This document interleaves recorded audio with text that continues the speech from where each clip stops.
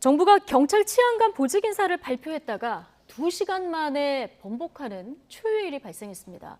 경찰 해명도 오락가락해서 또 논란인데 어떻게 이런 일이 일어났을까요? 글쎄요, 이게 도대체 왜 이런 일이 일어나는지 이해가 되지가 않는데, 원래 경찰은 다른 조직과 좀 다르게 공식 발표 나기 전에 내정 단계 한 3일 전쯤에 통보가 된다 그럽니다. 네. 그리고 이게 이제 경찰청장 수준에서 이제 어느 정도 결정이 되면 그것이 그대로 이제 추인돼서 가는 걸로 이렇게 이제까지 인사가 진행돼 왔다 그래요. 자, 그러다 보니까 그 과정에서 뭐 의사소통의 문제인지 실무자의 실수인지 해명이 지금 여러 차례 왔다 갔다 하다 보니까 예. 명확치가 않은데, 어쨌든 당사자들에게 통보가 됐습니다. 당신 어디로 승진하고 어디로 이동하고 다 됐는데 이게 발표난 지 2시간 만에 또 뒤집어졌어요. 자, 이러다 보니까 이게 지금 경찰청장이 이렇게 인사를 얘기했는데 예. 2시간 만에 이게 바뀐 거는 결국은 위에서 누군가 이거 바꾼 거 아니냐라고 하는 의혹이 이래서 생긴 거죠. 예. 그러다 보니까 이상민 이제 장관이나 또는 이제 청와대 측에서 대통령실 측에서는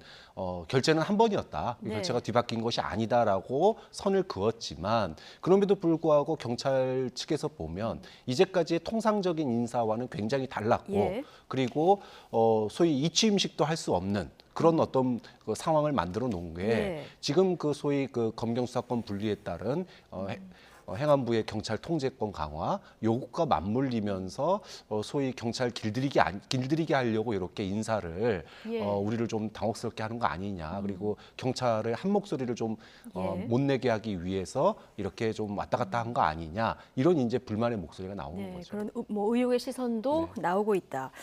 자, 조금 전에 이상민 행안부 장관의 해명을 말씀을 해주셨는데 저희가 녹취를 준비했거든요. 잠시 듣고 오시겠습니다. 인사 번복 자세가 없었다는 말씀. 네, 그렇습니다. 경찰청 안에서 그 기한을 만드는 과정에서 착오가 있었던 것 같고요. 대통령님은 10시 좀 전에 결재를 한 번 하셨고요. 그 외에 아무런 변동이 없습니다.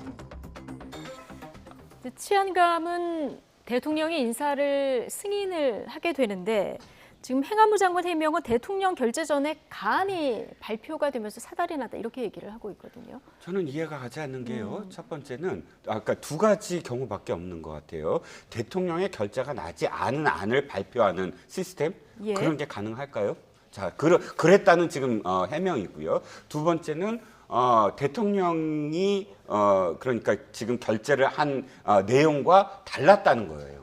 그러니까 어차피 비슷한 얘기긴 하지만 그럼에도 불구하고 결재를 하기 전에 발표를 했든 아니면 결재를 했는데 그 내용이 달랐든 간에 두 가지 다 이건 굉장히 큰 사안입니다. 그런데 이상민 장관이 남의 일처럼 마치 좀 경찰 쪽의 실수였던 것 같다 이런 식의 어떤 뉘앙스로 이야기를 하는 것도 저는 책임을 져야 될 장관이 지금 책임져야 될 상황이거든요. 대통령의 영에 의해서 결재를 받아서 발표해야 되는 그런 고위직의 경찰 그 간부의 인사가 전혀 다른 안이 발표되고 번복되는 상황이라면 초유의 상황이고 그 초유의 상황을 최종 책임자인 장관이 책임을 통감했어야 된다. 예. 그런데 지금은 경찰청이 잘못한 것 같아요 정도의 어떤 워딩으로 지금 기자들한테 이야기하는 그 그러니까 태도 자체도 저는 이해가 가지 않고요.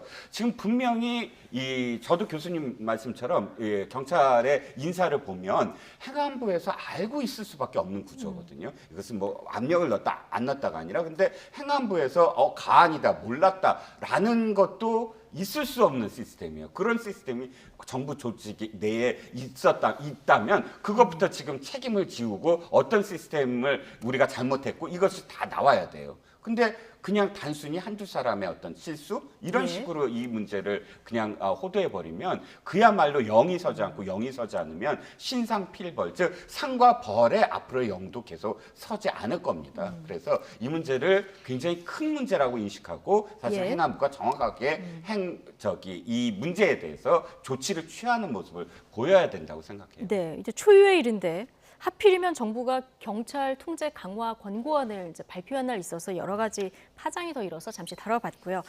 마지막 주제 이 얘기 좀 해볼 텐데, 자, 국정원이 지금 원훈석에 적혀 있는 글씨를 보면 국가와 국민을 위한 한없는 충성과 헌신 이렇게 적혀 있는데 이 원훈석을 교체한다고 그래요. 이 글씨체 때문이라면서요. 그게 글씨체가 이제 신용복 선생이 이제 문재인 대통령이 가장 좋아했다는 신용복 선생이 글씨체, 이 어깨동무체라고 그러는데 예. 이 글씨체 때문에 바꾼다고 합니다. 이게 지난해 6월에 교체를 한 거죠? 네, 근데 이제 뭐 만든 지 이제 1년밖에 안 된 거를 또 바꾼다고 하는데, 만약에 이게 문제라면 우리가 이제 작품과 사람을 구분해야 돼요. 우리가 애국가, 안익태 선생이 애국가를 부르고 있지 않습니까? 그런데 안익태 선생의 친행적이 있거든요. 그럼 애국가 바꿔야 되냐? 그러니까 작가와 작품을 구별해서 우리가 보지 않습니까? 예. 그렇듯이 그 사람이 이제 과거에 뭐 어떤 시국 사건이나 이런 것과 연관되어 있다 그래서 그것의 작품을 갖다가 1년 만에 새 걸 바꾼다? 이거는 좀 너무 나간 거 아닐까라는 생각이 듭니다. 네.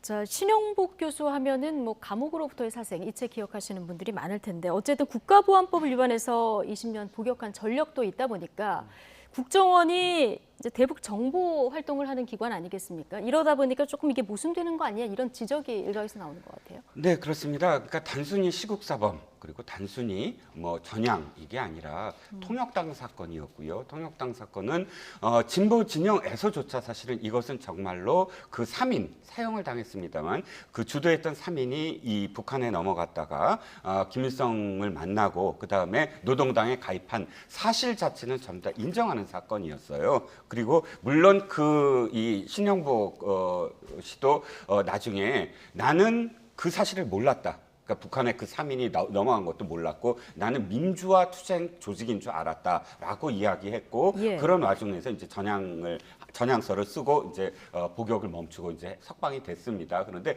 그 사건 자체의 어떤 엄중함은 분명히 지금도 기록에 남아 있거든요. 예. 여타 물론 국정원이 나서서 조작한 그런 사건들이 분명히 있습니다. 간첩 사건, 조작 사건 있고요. 하지만 이 사건만큼은 어쨌든 그 3인에 대해서는 그러니까 그 북한에 넘어갔고 뭐 여러 가지 어떤 사실들이 다 인정이 됐던 사건이었어요. 그러니까 이런 어떤 상황들 때문에 사실 그 신영복 씨가 아무리 전향을 했다고 네. 하더라도 이 국정원에 이 신영복 씨 글씨체가 있어야 되느냐라는 문제제가 있었던 것 같고요. 이종근 평론가님. 네네. 그런데 지금 국정원 역대 원훈을 쭉 정리해봤더니 네네. 이게 뭐 김대중 정부 이후 새 정부 들어설 때마다 계속 바뀌었더라고요. 글쎄요, 이건 바람직합니까? 예, 그 말씀을 좀 드리고 싶었어요. 예. 두 번째 얘기는 자 국정원의 성격을 매 정부마다 사실은 규정을 하면서 지금 바꿔왔잖아요. 그 말들 중에 나쁜 말은 하나도 없어요. 사실은 다 옳은 말입니다. 예. 하지만 그럼에도 불구하고 그 안에는 다 히스토리가 있었던 거예요. 뭐 김대중 대통령 또 노무현 대통령 또 문재인 대통령 모두 다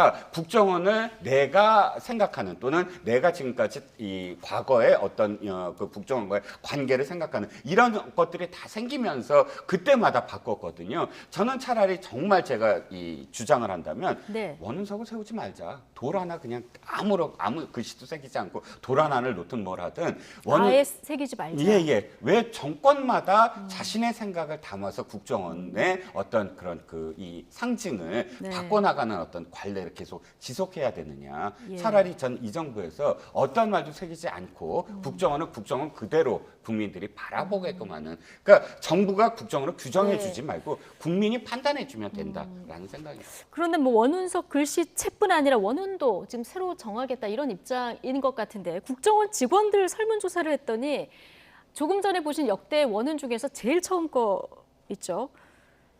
음지에서 일하고 양지를 지향한다. 이게 1위라 그래요? 네, 뭐 워낙 오래되고 가장 상징적인 얘기라서 아마 그런 것 같습니다. 그런데 우리가 이제 정보기관이 이제 그 음지에서 일하는 것에 대해서 국민들이 거부감을 좀 가지고 있잖아요. 과거에 그런 암묵한 그런 공작 정치가 생각나기 때문에 이 말을 좀 바꿨으면 하는 것들이 그래서 그 이후에도 이제 계속 바뀌고 아직까지 그 지향점을 못 찾고 있는데 국정원이 어쨌든 국내 정보로부터 손을 떼고 이제는 해외 정보 예. 그리고 대북 정보만 하기 때문에 거기에 맞는 새로운 좀 원훈을 예. 갖추는 것도 좀 필요하다고 봅니다.